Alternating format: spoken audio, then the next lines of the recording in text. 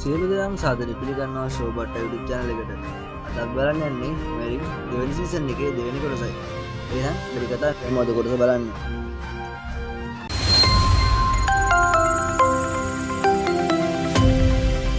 Movie Explain. අද කොටස පටන් ගන්නකොට පෙන්වන්නේ යම් කිසි රජ කෙනෙක් ඔහු දරුණු මිනිමරණ පුද්ගලයෙක් මාලිගාවට කැඳවලා. රජතුමා කියන්නේ මගේ පිතාව ඝාතනය කරපු පුද්ගලයාව මරන්න කියලා.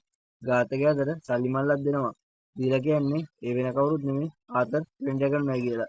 මේ ෆිල්ම් එකත් එක තමයි අද කතාව පටන් ගන්නෙ. ඊට පස්සේ අපිට පෙන්නන්නේ ආතර් සිකුරිටි එකක් එක්ක තරගයක නිරත වෙන දර්ශනයකින්. මේ වෙලාවේදී එකපාරින්ම ආතර් දිනනවා. ආයෙත් අලුත් හෙල්ලයක් අරගෙන ඉද්දී ආතරගේ මුණට ඉරෙලිය වදින හින්දා ආතර් සරන් කරන්න පසුබට වුණාම අනිත් සෙබලා සරන් නොකර යනවා. මේ සීන් එකකින්ද ආතරට තරහ යනවා. ආතර් අහන්නේ ඇයි ඔබ සරන් කළේ නැත්තේ කියලා. ඔහු කියන්නේ මම ඔබට පහර දෙන්නේ කොහොමද? ඔබ මගේ අනාගත රජතුමානි කියලා. මේ සීන් එකකින්ද ආතර් එතනින් බැන බැන එනවා. මේ වෙලාවේදී මෙලින් කියනවා ඕනි වෙලාවක ඔබට තැන මාරු වෙන්න ඕන නම් මට කියන්න කියලා. මේ කියපු දේ නියමයි කියන ආතර් යුත රජතුමාටත් බොරුවක් කියලා උතුරු ප්‍රදේශයේ කැලෑවක දරුණු මෘගයෙක් සැරිසරනවා මට ඌව දඩයම් කරන්න යන්න වෙනවා කියලා ආතර් කියද්දී ලූතර් නම් කියන්නේ ඔයාට තරඟාවලියේ මග ඇරෙනවනේ කියලා. ආතර් ඊට පස්සේ කියනවා මගේ රාජකාරිය අනිවාර්යයෙන්ම කරන්න ඕනේ කියලා. ආතර් මුලින්ම කැලේට පිටත් වෙලා යනවා. කැලේ නතර වෙන්න ගියාම ආතර් එක්ක ආපු සෙබළුන්ව කැලේ පැත්තට යවලා ආතර් මගින් බහිනවා. ඊට පස්සේ මැරින් කැලේ තියරගෙන දුවගෙන එනවා. මැරින් යාගේ ඇමතිනියකුත් අරගෙන තමයි දුවගෙන එන්නේ. ආතර් නම් ඒ ටික අඳින්නේ ටිකක් අකමැත්තෙන්. ඊට පස්සේ ආයෙමත් ඒ දෙන්න මාලිගාව පැත්තට එනවා. මේ වෙලාවේදී මුලින්ම පෙන්නපු කොටසේ මාලිගාවේ ඉන්න නයිට්වරයෙක් කැමිලොට් වලට ඇවිල්ලා ලියුතරට කියනවා එයාලගේ රජතුමා මිනිමරු මයිරෝල්ට බාර දුන්නා ආතරගේ ඔළුව ගෙනත් දෙන්න කියලා. ඒකට ඔහු මිලක් නියම කරා කියලා කියනවා. ඊට පස්සේ අපිට පෙන්වන්නේ ආතර් නැවතුණාට පස්සේ දිගටම යන අශ්වයයි සෙබළුයි මයිරෝ රවුන් දිහා බලාගෙන ඉන්නවා. ආතර් එනවා කියලා කලින් දන්නවා වගේ. ඒත් ආතරගේ අශ්වයාගේ ආසනය හිස් වෙලා කියලා දැනගත්තාම මයිරෝර් ආයුධය පහළ දානවා. ඊට පස්සේ අපිට පෙන්වන්නේ ආතර් සහ මැලින් ඔවුන් එන්නේ ගුණවියාගේ ගෙදරට. තරඟය පටන් ගන්න කලින් දින කිහිපේ ගුණවියාගේ ගෙදර තමයි ආතර් නවතින්න හිතාගෙන ඉන්නේ. ඊට පස්සේ ආතර් මැලින්ගෙන් අහන්නේ "අගත්තද මිනිස්සෙක් මේ වැඩේට" කියලා. මැලින් කියන්නේ "ඔව් ඒත් ඔහු ගොවියෙක්. ඔහු කැමති වුණා වැඩේට" කියලා. ඔහු මුලින් පෙන්නද්දී පෙනුම ටිකක් අවුල්. ඒ හින්දා ඔහු නාවල කරලා අලුත් ඇඳුම් අන්දලා සුද්ධ කරලා අරගෙන නයිට්වරයෙක් විදිහට හැසිරෙන්න කියලා දෙනවා. ඊට පස්සේ එදිනට කෑම අරගෙන ආතර් නිින්දට යනවා. ගුණවියාගේ ඇඳේ තමයි ආතර් නිදාගන්නේ. ගුණවියා නම් ඒකට කැමැත්තක් නැහැ. ඊට පස්සේ ගුණවියා එයාගේ ෂීට් එකකුත් අරගෙන අලගොණු ටිකක් උඩ තමයි නිදාගන්නේ. මේ වෙලාවේදී මයිරෝර් කැමිලොට් වලට ළඟා වෙනවා. සෙබළු ටිකක් එහා මෙහා වෙනකන් ඉඳලා මයිරෝර් බිත්ති දිගේ නැගලා මාලිගාව ඇතුළට පැන ගන්නවා. ඒත් ඇතුළේදී එක සෙබළෙක් ඔහුව දැකලා ඔහු කවුද කියලා අහනවා. මම මයිරෝර් කියලා කියන ගමන් ඒ සෙබළා මරලා දානවා. ඊට පස්සේ මයිරෝර් තව සෙබළෙක්ව අල්ලගන්නවා. ඔහු මරන්නේ නැතුව කෝ ආතර් කියලා අහනවා. මේ සීන් එකකින්ද අපිට හිතා ගන්න පුළුවන් මයිරෝර්ට උදව් කරන්න මාලිගාවේ පිරිසකුත් ඉන්නවා කියලා. මයිරෝර් ඒ සෙබළව මරන්නේ නැතිව එතනින් යවනවා. පසුදින කැමිලොට් වල තරගය පටන් ගන්නවා. විවිධ රාජ්‍යයන් වල කැමිලොට් වලට ඇවිල්ලා මෙතනට මැරින් එක්කගෙන ආපු කෙනාවත් යවලා. ඊට පස්සේ යුතර් මේ නයිට්වරු සියලු දෙනාම කැමිලොට් වලට පිළිගන්නවා වගේම පොඩි කතාවක් කරලා තරගය ආරම්භ කරනවා. මුලින්ම තරඟ වදින්නේ ආතර්. ඒත් ඔහු අනිත් පුද්ගලයා වගේ වෙස් වලාගෙන ඉන්නේ. ආතර් නම් ලේසියෙන් පළමු වටෙන් දිනනවා. මේ හැම දෙයක්ම මයිරෝර් බලාගෙන තමයි ඉන්නේ. එතනට එන මයිරෝර්ට උදව් කරන සෙබළා ඔහුට කියන්නේ ආතර් මාලිගාවේ නැති වුණත් ආතරගේ සේවකයා තාම මාලිගාවේ කියලා. මයිරෝර් මර්ලින් දිහා බලලා අහන්නේ ඇයි නයිට් කෙනෙක්ට උදව් කරන්නේ කියලා. ඊට පස්සේ අපිට පෙන්නන්නේ ගයිස් මර්ලින්ට කියලා කාමරේ බිම සහ ඇඳුම් හොදන දර්ශනයකින්. මේ වෙලාවේදී ආතර් නම් ගුණවියා එක්ක රෑ කෑම කරමින් ඉන්නේ. මේ වෙලාවේදී ගුණවියා ආතරගෙන් අහනවා ඇයි ඔයා මෙහෙම කරන්නේ කියලා.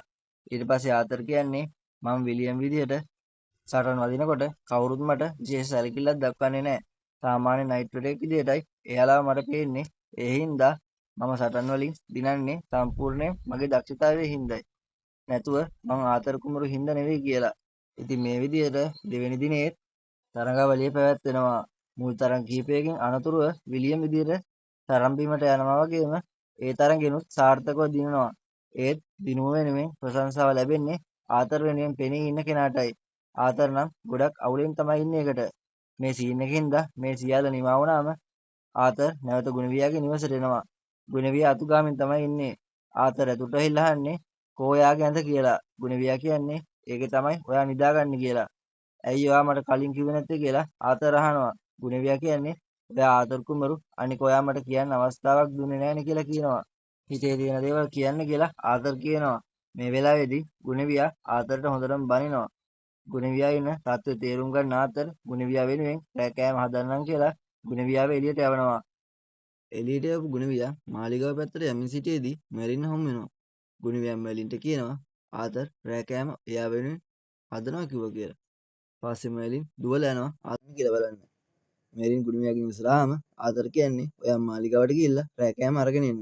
ඒ වගේම ඔයාගේ ඇඳුම් ඇඳලා ඇති වෙලා මට මගේ ඇඳුම් ටිකක් අරන් එන්න මේවා හරියට කසනවා මැක්ක බෝවෙලා වගේ කියලා.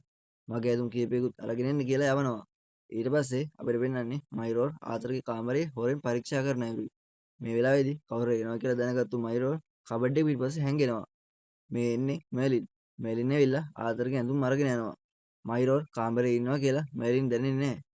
ඒත් මෙලින් පිසිපසින් මයිරෝර් ඇවිල්ලා ආතර් කැමිලොට්ටල ඉන්නවා කියලා දකිනවා. මයිරෝර් කුඩා දුන්නක් අරගෙන ආතරට විදින්න හදනකොටම සෙබළු කීප දෙනෙක් දකිනවා. ඒ වගේම ඔහු එතන ඉක්මනට දුවලා ගිහලා හැංගෙනවා. මේ වෙලාවේදී මාලිගාවේදී මයිරෝර් මරපු නයිට්‍රරයෙක් හමු වෙනවා.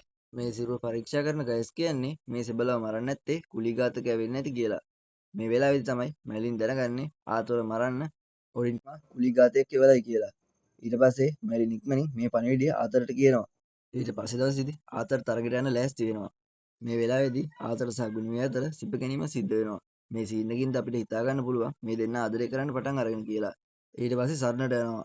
මේ වෙලාවේදී මයිරෝඩ් ආතර් පසුපසින් ඇවිල්ලා ආතර් සමග සටනවලදී අනිත් නයිට්වරයව මරලා එයා ඔහු වගේ ඇඳගෙන තරම් බිමට එනවා. මේ වෙලාවේදී මයිරෝඩ්ගේ අතේ දිග හෙල්ලේ පීතලයක් තියෙනවා. මේ සීන් එකකින්ද ආතර් තරම් කරන අවස්ථාවේදී ආතරගේ ශරීරය සිදුරු වෙලා යනවා. ඒත් ඔහු අසුපිටින් වැටෙන්නේ නැති හින්දා තරගය නැවත ටික වෙලාවකට පසුව තියෙනවා. නැවත තරඟ වදිනකොට ඔහු නැවතත් පීතල එළියට ගන්නවා. ඒත් මේ දේ බලාගෙන ඉන්න මෙලින් ඔහුගේ මැජික් වලින් අශ්වයාගේ බඳපටිය කඩලා දාලා ආතරව බේර ගන්නවා. ඒ වගේම තරගෙනුත් දිනනවා. සියලු දෙනාම ඉදිරියේ ඔහු ප්‍රදර්ශනය කරන්න හිටියත් ගුණවියාට එයා හොඳ රජ කෙනෙක් කියලා පෙන්වන්න ඔහු වෙනුවෙන් පෙනී සිටි ගැමියාට ඒ ප්‍රශංසාව ලබා ගන්න කියලා කියනවා. ඊට පස්සේ නැවතත් මාලිගාවට ආව ආතර් යූතර් ඉදිරියේ ඇවිත් කියන්නේ වැඩේ සාර්ථකයි කියලා. මට තරගය මගහැරුණානේ කියලා හීනියට hina වෙනවා. ඊට පස්සේ ආතර් එතනින් එළියට ඇවිල්ලා ගුණවියාට එළියට ඉද්දි කතා කරලා කියන්නේ අපි අතර වුණු දේවල් තාත්තා පිළිගන්නේ නැති වෙයි කියලා. ගුණවියා ඊට පස්සේ කියන්නේ ඒක පැහැදිලි කරන්න ඕනේ නැහැ. සමහර විට ඔයා රජ කෙනෙක් වුණාම මේ දේවල් වෙනස් වෙයි කියලා කියනවා. ඊට පස්සේ යූතර් ආතරට කතා කරන විට ආතර් ඒ දෙසට ගමන් කරනවා වගේම ආතර් නැවත හැරිලා ගුණවියා දිහා ආදරෙන් බලනවා. මේ සීන් එකත් එක්ක මේ සීන් එකේ මේ කොටසත් ඉවර වෙනවා. ඊළඟ කොටසින් ඉක්මනින් හමු වෙමු.